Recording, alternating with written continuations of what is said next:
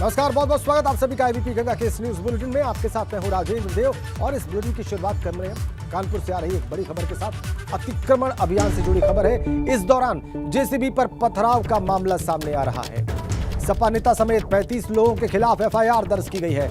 चकेरी थाना इलाके में जेसीबी पर पथराव हुआ है। कानपुर से बड़ी खबर, जेसीबी जो अतिक्रमण हटाने पहुंची थी, अतिक्रमण हटाओ अभियान के तहत उस पर पथराव किया गया है और समाजवादी पार्टी के नेता के साथ साथ कुल 35 लोगों पर वहां पर एफआईआर दर्ज हुई है। यह मामला है चकेरी थाना इलाके का। रतीश त्रिवेदी फोन लाइन पर है, हमारे संवाददाता। रतीश, पूरी खबर बताएं।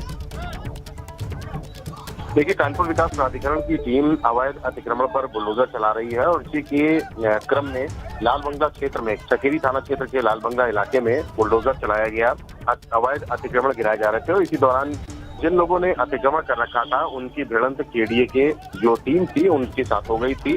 और इसी बीच में समाजवादी पार्टी के नेता फतेह बहादुर सिंह, जो महाराजपुर विधानसभा से सतीश महाना के खिलाफ चुनाव लड़े थे, वो अपने सहयोगियों के साथ पहुंचे थे और विरोध किया था। विरोध के बाद झड़प काफी ज्यादा हो गई थी। उसके बाद जेसीबी पर पथराव किया गया था। इस मामले में अब पुलिस ने एफआईआर दर्ज कर ली है। समाजवादी पार्टी नेता सहित 35 लोगों पर एफआईआर दर्ज की गई है। गंभीर धाराएं लगाई गई हैं। जेसीबी पर हमले और पथराव को लेकर ये मामला दर्ज किया गया है। जी, ये सपा नेता कौन है रतीश?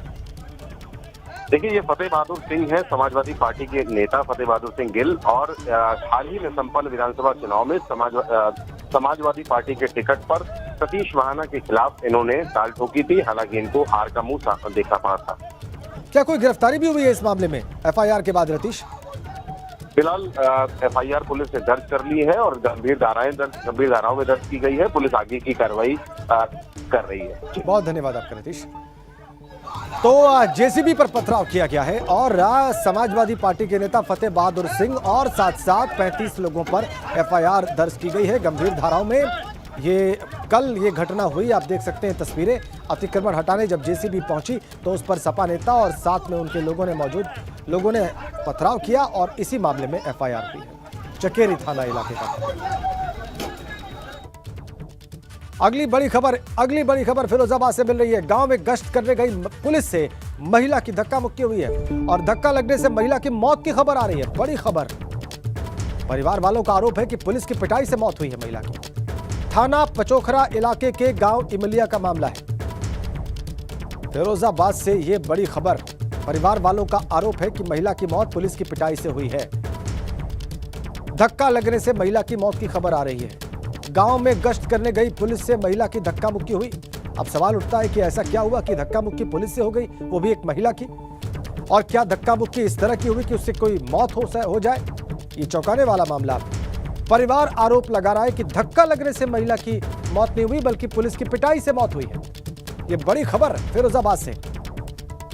परिवार वालों का आरोप है कि पुलिस की पिटाई से महिला की मौत हुई है। जो प्राथमिक समाचार आ रहा है उसके हिसाब से धक्का मुक्की हुई है गश्त करने गई पुलिस के साथ महिला की। सवाल यह है कि ऐसा क्या हुआ, क्या बात थी जो गश्त करती हुई पुलिस से एक महिला की धक्का मुक्की हुई, और क्या ऐसा कुछ हुआ जिससे कि महिला की मौत हो जाए?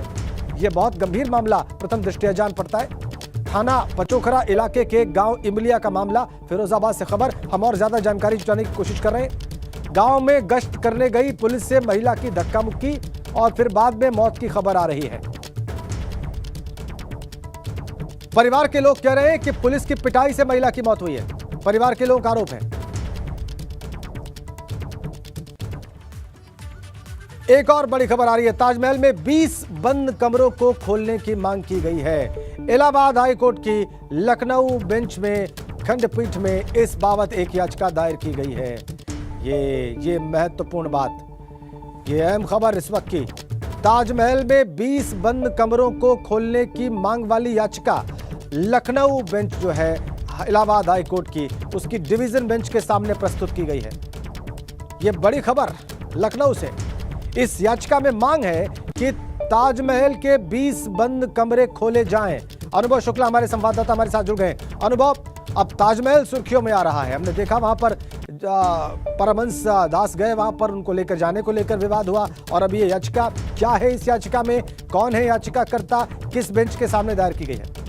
देखिए, बिल्कुल बिल्कुल याचिकाकर्ता ने जो अपनी याचिका में लिखा है उसमें साफ तौर पर यही लिखा है कि जो ताजमहल है आगरा में, वहाँ पर 20 ऐसे कमरे हैं जिनके बारे में कहा जाता है कि वो बंद है, उनको खोला नहीं जाता है और वो कहीं न कहीं वहाँ पर हिंदू देवी देवताओं की मूर्तियां हैं। तो इसको लेकर साफ तौर पर अपनी याचिका में याचिकाकर्ता ने मांग की है कि उन्हें खोला जाए और एएसआई को हाईकोर्ट निर्देशित करे कि उन कमरों को खोला जाए जो लगातार बहुत लंबे समय से बंद है, और अगर ऐसा कुछ है वहां पर तो उस स्थिति से हाईकोर्ट को अवगत कराया जाए। याचिकाकर्ता रजनीश है, जो अयोध्या में बीजेपी के अगर हम कहें तो एक विंग है, उसके वो प्रवक्ता हैं।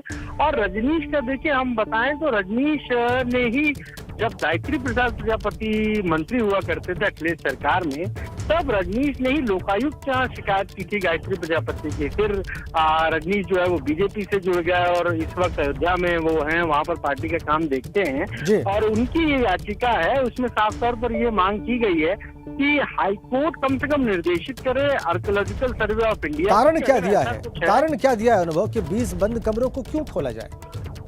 देखिए, उनका साफ तौर पर कहना है कि ऐसी चर्चा है, ऐसा कहा जाता है कि जो ताजमहल है वहाँ पर 20 कमरे ऐसे हैं जो बंद है, और वो इसलिए बंद है कि वहाँ पर हिंदू देवी देवताओं की मूर्तियां हैं। तो इसी को जांचने के लिए उन्होंने एक याचिका दायर की और ये कहा है कि हाईकोर्ट इसमें निर्देशित करे एएसआई को, आर्कियोलॉजिकल सर्वे ऑफ इंडिया को, कि वो उन कमरों में उनके लोग जाएं, वो सारी चीजों को देखें, और अगर ऐसा वहाँ कुछ मिलता है तो उस पर फिर हाईकोर्ट अलग से एक निर्देश जारी करे। बहुत धन्यवाद आपका अनुभव इस बड़ी खबर को हमारे दर्शकों के सामने प्रस्तुत करने के लिए। याचिकाकर्ता ये कह रहे हैं कि 20 बंद कमरों को खोला जाए और पुरातत्व विभाग ये कमरे खोले, इसकी जांच की जाए। ये बड़ी खबर। और एक बड़ी खबर और अफसोसनाक खबर रुद्रप्रयाग से मिल रही है। केदारनाथ यात्रा पर पहुंचे 4 यात्रियों की मौत की खबर आ रही है। 3 यात्रियों की तबीयत बिगड़ने से हुई मौत। एक तीर्थयात्री की खाई में गिरने से जान गई है। यह बहुत दुखद और बहुत अफसोसनाक खबर रुद्रप्रयाग से। रुद्रप्रयाग वो जिला जहां पर केदारनाथ धाम मौजूद है। केदारनाथ धाम में जो तीर्थयात्री गए उनमें से एक तीर्थयात्री की खाई में गिरने से जान गई है। 3 यात्रियों की तबीयत बिगड़ने से मौत होने की खबर आ रही है। 6 मई को कपाट खुले हैं केदारनाथ के। 4 लोगों की मौत की खबर आ रही है। 3 यात्रियों की तबीयत बिगड़ने से और एक तीर्थयात्री की खाई में गिरकर जान गई। काफी ऊंचाई पर ये तीर्थ, ये धाम, और काफी ऊंचाई पर चढ़ना पड़ता है और कहीं पर बहुत स्टीप स्लोप्स भी है। एक तीर्थयात्री की खाई में गिरने से जान जाने की खबर है और 3 तीर्थयात्रियों की तबीयत बिगड़ने की वजह से मौत होने की खबर आ रही है। यह बहुत दुखद। हम और ज्यादा जानकारी हासिल करने की कोशिश कर रहे हैं इन घटनाओं के बारे में, लेकिन ये वहां पर जो प्रशासनिक अमला है, वहां पर जो लोग व्यवस्था देख रहे हैं, उनको अलर्ट पर लाने के लिए काफी है। क्या हुआ ऐसा कि 3 यात्रियों की तबीयत बिगड़ी और फिर उसे संभाला नहीं जा सका? कैसे एक यात्री खाई में गिरा, यह भी सवाल है। बड़ी संख्या में तीर्थयात्री पहुंचे हैं केदारनाथ धाम। ये रिपोर्ट्स हैं हमारे पास।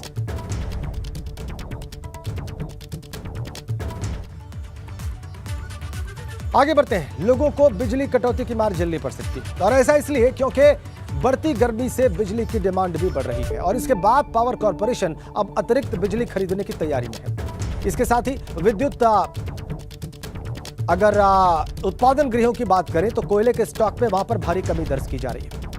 पानीछाप पावर प्लांट में 1 दिन का ही कोयला बाकी है। शनिवार को दिन में बिजली की अधिकतम मांग 22,716 मेगावाट तक जा पहुंची। सभी संसाधनों से बिजली लेने के बाद भी डिमांड और सप्लाई में 85 मेगावाट का अंतर है। ये अंतर मुश्किल खड़ी कर सकता है क्योंकि डिमांड ज्यादा है। 85 मेगावाट का अंतर है डिमांड और सप्लाई के बीच में। कोयले का स्टॉक लगातार कम हो रहा है।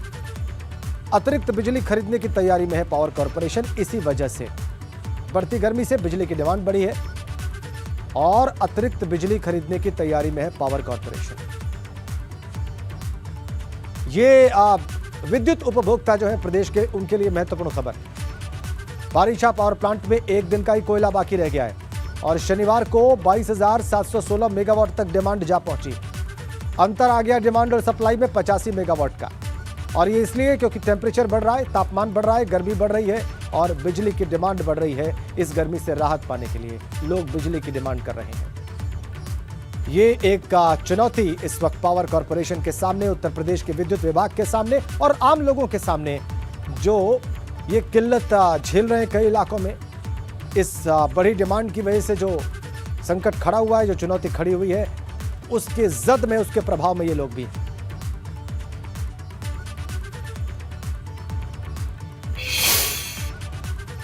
चलिए आगे बढ़ते हैं, वाराणसी की बात करते हैं। काशी विश्वनाथ ज्ञानवापी परिसर में कल सर्वे नहीं हो सका। टीम को मस्जिद परिसर के अंदर दाखिल ही नहीं होने दिया गया और इसी दौरान परिसर में मौजूद पुलिस और प्रशासन के अफसर भी सर्वे टीम को मस्जिद परिसर में दाखिल करवाने में नाकामयाब रहे और आखिरकार सर्वे का काम रोककर टीम को परिसर से बाहर निकलना पड़ गया। मुस्लिम समुदाय के कुछ लोगों पर टीम को रोकने का आरोप है। प्रतिवादी पक्ष ने कहा मस्जिद परिसर में जाने के आदेश नहीं थे। सर्वे रुकने के बाद अब ये टीम कोर्ट जाएगी। स्वाभाविक है, चूंकि कोर्ट ने टीम गठित की है। कोर्ट कमिश्नर बदलने की मांग पर कोर्ट का फैसला सुरक्षित है। मुस्लिम पक्ष की याचिका पर अब 9 मई को यानी कि कल सुनवाई होगी। मुस्लिम पक्ष ने सिर्फ वादी पक्ष की बात सुनने की दलील दी है।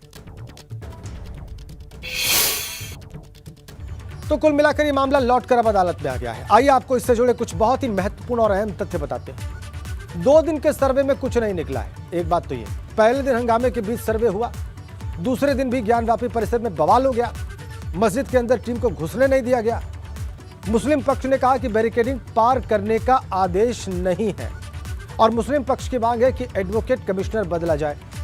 एडवोकेट कमिश्नर अजय मिश्रा पर पक्षपात का आरोप लगाया है मुस्लिम पक्ष ने। कमिश्नर बदलने की याचिका पर फैसला सुरक्षित है। कल कमिश्नर बदलने पर कोर्ट का फैसला आ सकता है। सर्वे के तरीके पर दोनों पक्ष कोर्ट में दलील देंगे। ये वाराणसी में ज्ञानवापी परिसर के पास ऐसा कौन सा सच छिपा है जिसके लिए सारा बवाल मचा हुआ है? सवाल आप सबके मन में होगा, जहन में होगा, इसलिए आपको हम ये रिपोर्ट दिखा रहे हैं।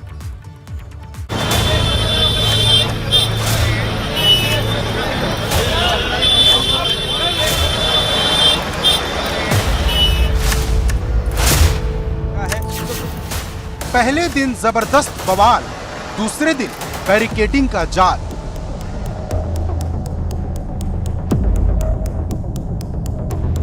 कार्रवाई शुरू होने के बाद जब लोग बैरिकेडिंग तरफ आगे बढ़े तो अंदर बहुत से मुस्लिम आगे अंदर बैठे थे, गेट पर आ गए। वो प्रशासन ने हमको अंदर जाने नहीं दिया, सहयोग नहीं किया, जिसकी वजह से आज आगे कार्रवाई नहीं हो पाई। ज्ञानवापी के सर्वे में गदर, खाली हाथ निकले वकील।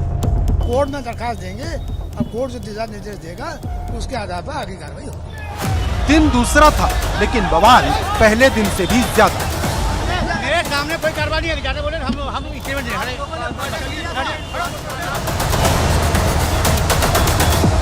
तमाम शंकाओं और हंगामे के बीच एडवोकेट कमिश्नर अपनी टीम के साथ ज्ञानवापी परिसर में सर्वे करने के लिए तो पहुंच गए, लेकिन अंदर माहौल अलग था।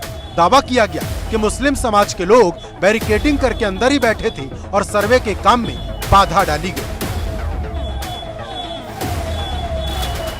भारी मात्रा में मुस्लिम समाज कमिश्नर साहब बैरिकेडिंग के तो अंदर नहीं जाने दिया गया। वो लोग दरवाजे पर आके खड़े हो गए और इसीलिए कमिश्नर साहब की कार्रवाई आज कंप्लीट नहीं हो पाई है। यही हमारा स्टेटमेंट है, इससे ज्यादा मैं नहीं बोलना चाहता। सर्वे का आदेश कोर्ट से आया था और मामला एक बार फिर लौटकर कोर्ट की चौखट पर पहुंच गया है। 9 मई को अगली सुनवाई होगी और ज्ञानवापी परिसर में क्या क्या हुआ वो वकीलों की टीम अपनी अपनी तरफ से अपना अपना पक्ष बताएगी। अब हम अपनी जो बात है हम अपनी बात कोर्ट में कहेंगे। 9 तारीख को इस मामले की कोर्ट में सुनवाई है। हमारे जहाँ पे जो वकील हैं सब लोग अपनी बात कोर्ट में कहेंगे और उसके बाद आगे टाइम लिया जाएगा। अगर स्पेसिफिक ऑर्डर लेना तो स्पेसिफिक ऑर्डर लेंगे, पर मेरे हिसाब से ऑर्डर बहुत क्लियर था। ज्ञानवापी पर गदर ऐसा छिड़ा है कि पूरे देश की निगाह अब काशी पर टिक गई है, ठीक वैसे जैसे अयोध्या मामले में टिकी थी। अयोध्या का मामला तो निपट गया, लेकिन अब ज्ञानवापी का विवाद बड़ा बन गया है या फिर बनाया जा रहा है। जिस बैरिकेडिंग की बात हिंदू पक्ष की तरफ से बताई गई, उसको लेकर मुस्लिम पक्ष का अपना अलग ही दावा है। प्रशासन ने कोर्ट के आर्डर का कंप्लायंस किया है। कोर्ट ने कोई आर्डर नहीं किया था कि बैरिकेडिंग के अंदर जाके आप इंस्पेक्शन करें। बैरिकेडिंग के बाहर का था वो आपने किया। अगला हमारा अगला कदम 9 तारीख को होगा। हमने तो कदम उठा दिया कि हम दूसरा कमिश्नर बदला जाए। कमिश्नर पर हमें विश्वास नहीं है। नहीं, ये पक्षपात कर रहे हैं। वादी जो कह रहा है वो कर रहे हैं। इनको एक कोर्ट की तरफ से कमिश्नर है, इनको एक निष्पक्ष रूप में काम करना चाहिए। वादी ने कहा कि साहब ये देख लीजिए, वो कर लीजिए, और सारी चीज उनकी बात मानते जा रहे हैं। आप लोगों ने कुछ दिखाने का प्रयास नहीं किया? सारा चीज किया, ऑब्जेक्शन किया, लिखित ऑब्जेक्शन किया, उनको लिखित एप्लीकेशन दिया, लेकिन वो अपने मनमाना कर रहे हैं, क्योंकि जो वादी कह रहा है वो कर रहे हैं। तो हम 9 तारीख के बाद ही जो 9 तारीख। सर्वे के पहले दिन जो बवाल हुआ था, उसे देखते हुए दूसरे दिन भी सभी की नजरें ज्ञानवापी के गेट पर टिकी थी। मुस्लिम पक्ष को इस मामले में ऐतराज क्यों है, ये आपको बताते हैं। कोर्ट ने जिस एडवोकेट कमिश्नर को नियुक्त किया है, उन पर पक्षपात के आरोप लगाए गए हैं। एडवोकेट कमिश्नर अजय मिश्रा को बदलने के लिए कोर्ट में याचिका भी दाखिल की गई। याचिका में कहा गया कि सर्वे के पहले दिन सूर्यास्त के बाद भी मस्जिद में जाने की जिद की गई, जबकि ऐसा कोई आदेश न्यायालय की तरफ से नहीं आया। आरोप लगाया गया कि एडवोकेट कमिश्नर एक पक्ष की बात सुनकर ही सर्वे कर रहे हैं। याचिका में यह भी कहा गया कि एडवोकेट कमिश्नर दीवारों पर उंगली से खरोद कर जांच कर रहे थे। कोर्ट ने मुस्लिम पक्ष की याचिका पर सुनवाई करते हुए फैसला सुरक्षित रख लिया और अब 9 मई को अगली सुनवाई होगी। सर्वे के दूसरे दिन एक युवक ने नमाज पढ़ना भी शुरू कर दिया, जिसे हिरासत में ले लिया गया। ज्ञानवापी सर्वे जब तक चलेगा तब तक माहौल ऐसा ही रहेगा, क्योंकि यह सिर्फ जमीन या संपत्ति का मसला नहीं, मसला तो धर्म का है। वाराणसी से नीतीश कुमार पांडे के साथ ब्यूरो रिपोर्ट, एबीपी गंगा।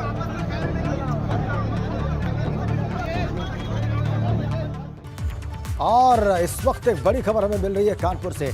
स्वास्थ्य विभाग के रिटायर्ड एडिशनल डायरेक्टर से धोखाधड़ी का मामला सामने आ रहा है। साइबर ठगों ने 85 लाख रुपए की धोखाधड़ी की है। नजीराबाद थाने में धोखाधड़ी और आईटी एक्ट में रिपोर्ट दर्ज की गई है। बंद इंश्योरेंस पॉलिसी रिन्यू कराने के नाम पर यह ठगी की गई है। बड़ी खबर कानपुर से। नजीराबाद थाने में धोखाधड़ी और आईटी एक्ट में रिपोर्ट दर्ज, और साइबर ठगों पर 85 लाख रुपए की धोखाधड़ी का आरोप है।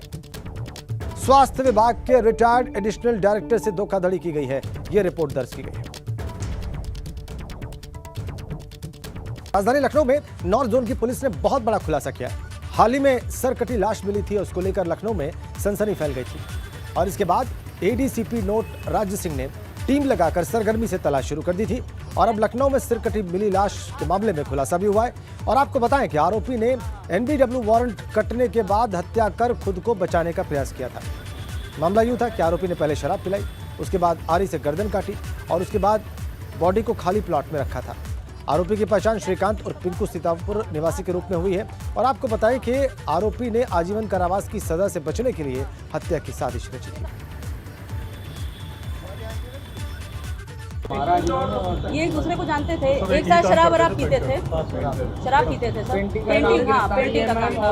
इसने पहले इसको शराब पिलाई है बहुत ज्यादा, और उसके बाद गला घोटा है इसका। जब उसका गला घोट दिया उसके बाद उसको आरी से काटा उसके गले को। इसी खबर के साथ इस बुलेटिन में फिलहाल इतना ही, लेकिन खबरों का सिलसिला आगे भी जारी है।